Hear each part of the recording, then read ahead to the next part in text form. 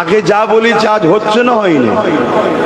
আজ থেকে 5 বছর আগে বলেছিলাম তোদের নাগরিকত্ব কেড়ে নেবে, আজকে ঘটছে। খোঁজ করো, অনেকে কেটে কেটে ছাড়ছে আবার এখন।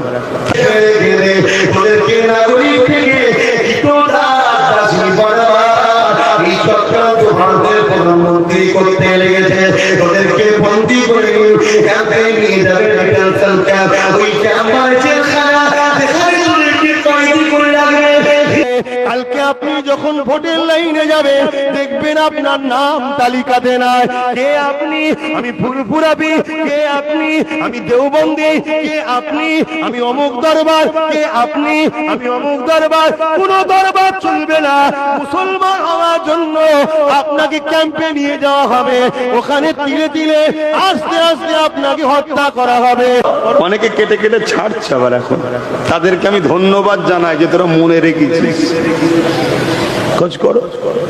আমি 8 বছর আগে বলেছিলাম যে মসজিদ, মাদ্রাসা, কবরস্থান সব চলে যাচ্ছে, দখল হয়ে যাচ্ছে, ঢুকতে পারবি না। আজকে কি হচ্ছে বলো? এমন এসআইআর এর খেলা দিয়েছে, লোক ওয়াকফের কথা ভুলে গেছে।